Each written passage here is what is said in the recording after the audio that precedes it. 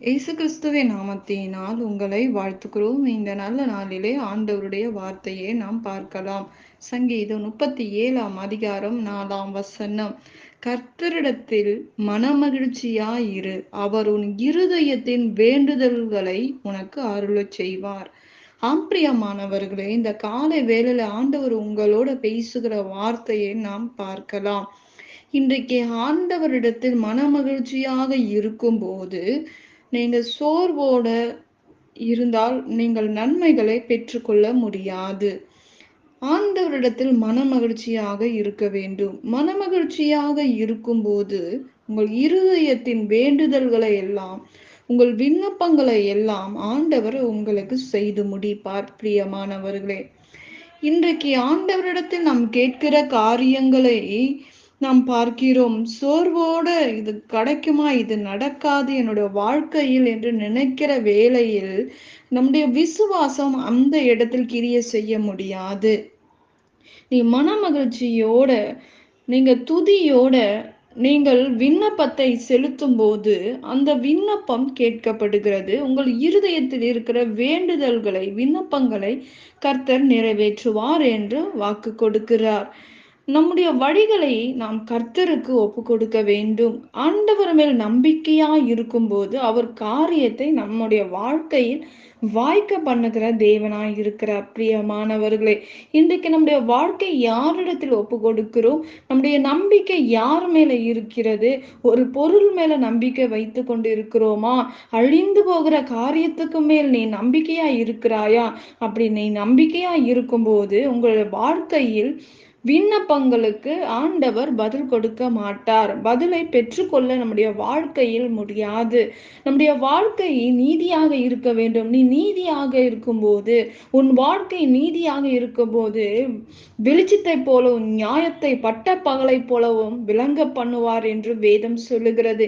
இன்றைக்கு உங்கள் வாழ்க்கையில் நீதி இருக்கிறதா? நீ நீதியா எண்ணுகிறாயா உன் வாழ்க்கையில்? அப்ப நீதியா இருக்கும்போது ஆண்டவர் நமக்கு உதவி செய்வார். நீங்கள் மனமகிழ்ச்சியாக இருக்க வேண்டும், நீதியாக இருக்க வேண்டும், கர்த்தருக்கு உங்கள் வழியை ஒப்பு கொடுக்க வேண்டும். இந்த 4 காரியங்கள் உங்கள் வாழ்க்கையில் நீங்கள் செய்யும் போது நீங்கள் ஆண்டவருக்கு ஒப்பு கொடுக்க வேண்டும். ஆண்டவரிடத்தில் மனமகிழ்ச்சியா இருக்க வேண்டும், நீதியா இருக்க வேண்டும் என்று நாம் பார்க்கிறோம். பிரியமானவர்களே, இன்றைக்கு உங்கள் இருதயத்தில் இருக்கிற காரியங்களில் நீதியாக எண்ணும் போது ஆண்டவர் உங்களுக்கு உதவி செய்வார். உங்கள் விண்ணப்பங்களுக்கு அவர் பதில் கொடுப்பார் என்று நாம் பார்க்கிறோம். இன்றைக்கு நம்முடைய வாழ்க்கையில் நீங்கள் நீதியாக எண்ணுகிற காரியங்கள் என்னவென்றால், வேதத்தின்படி உங்களுடைய வாழ்க்கையில் நீங்கள் நடக்கும்போது ஆண்டவர் உங்களுக்கு உதவி செய்ய அவர் போதுமானவராய் இருக்கிறார் என்று நாம் பார்க்கிறோம். உங்கள் சத்துருக்களுக்கு முன்பாக ஆண்டவர் ஒரு பந்தியை ஆயத்தப்படுத்துவார் என்று நாம் பார்க்கிறோம். பிரியமானவர்களே, நீங்கள் ஆண்டவரிடத்தில் கேட்கும் போது ஆண்டவர் எல்லா காரியங்களும் விடுதலையாக்கி உங்களை விடுவிப்பார் என்று வேதம் சொல்லுகிறது. இன்றைக்கு உங்களுடைய வாழ்க்கையை, உங்களுடைய நம்பிக்கை உங்கள் வாழ்க்கை மேல் இருக்கலாம். ஆனால் உங்கள் நம்பிக்கை கர்த்தர் மேல் இருக்கும்போது, கர்த்தர் மேல் நம்பிக்கையா இருக்கிற மனுஷன் பாக்கியவான் என்று வேதம் சொல்லுகிறது. மனிதர்கள் முகங்களை பார்க்கிறவர்கள், தேவனோ இருதயத்தை பார்க்கிற தேவன் என்று நாம் பார்க்கிறோம். இன்றைக்கு கர்த்தருக்கு காத்திருக்கிறவர்களோ பூமியை சுதந்தரித்துக் கொள்ளுவார்கள் என்று வேதம் சொல்லுகிறது.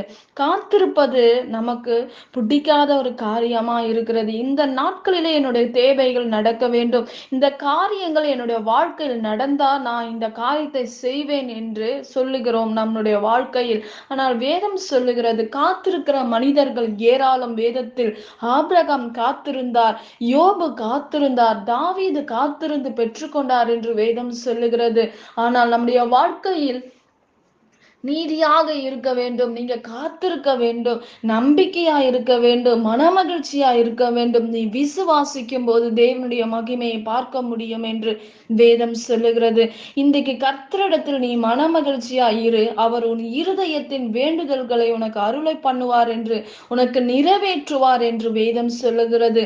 அவர் மேல் நம்பிக்கையாயிரு, உன் காரியத்தை தேவன் வாய்க்க பண்ணுவார். உன் நீதியை வெளிச்சத்தை போலவும் நியாயத்தை பட்ட பகலை சிங்கங்களைப் போலவும் விளங்க பண்ணுவேன் என்று வேதம் சொல்லுகிறது. இன்றைக்கு உங்கள் நீதியை நிச்சயமாக என்னுடைய வாழ்க்கையில் நீதியாக நடக்கவில்லை என்று நீங்கள் நினைக்கலாம். ஆனால் ஒரு நாள் நீதி எண்ணப்படும் என்று வேதம் சொல்லுகிறது. பிரியமானவர்களே, கர்த்தர் நிச்சயமாக உங்களுடைய வாழ்க்கையில் அற்புதங்களை செய்வார், அதிசயமான காரியங்களை செய்வார். பொல்லாதவர்கள் அறுப்புண்டு போவார்கள் என்று வேதம் சொல்லுகிறது.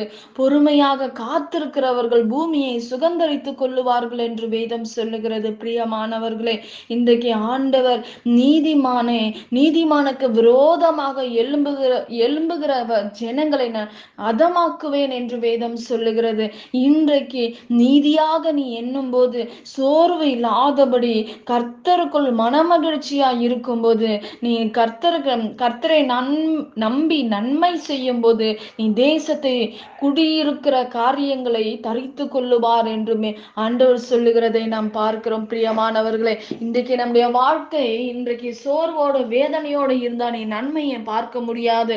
நீ விசுவாசத்தோட மனமகிழ்ச்சியாக இருக்கும்போது கர்த்தர் உங்கள் வாழ்க்கையில் இருக்கிற எல்லா காரியங்களை மாற்றி அவர் வல்லமை உள்ள தேவனாய் இருந்து உங்களுக்கு அற்புதம் செய்வார். நாம் ஜெபிக்கலாம். பரலோகத்தில் வாசமாய் இருக்கிற அன்பின் பிதாவே, உங்க நாமம் மகிமைப்படுவதாக, உங்க ராஜ்யம் வருவதாக. ராஜா, இந்த நேரத்துல ஆண்டவரே கர்த்தருக்கு காத்திருக்கிற பிள்ளைகள் ஆண்டவரே புது பலன் அடையும்படி கர்த்தர் கிருபை பாராட்டுவீராக. இந்த வார்த்தையை நீர் ஆசீர்வதிப்பீராக, பெருக பண்ணுவீராக. ராஜா ஆண்டவரே, கொடுத்த இந்த வார்த்தைக்காக ஸ்தோத்திரம். அற்புதமும் அடையாளங்களும் உங்க பிள்ளைகளோட வாழ்க்கையில கட்டளிடுவீராக. பெரிதான காரியங்களை பிள்ளைகளோட வாழ்க்கையில கட்டளிடும்படி நான் செபிக்கிறேன்ப்பா.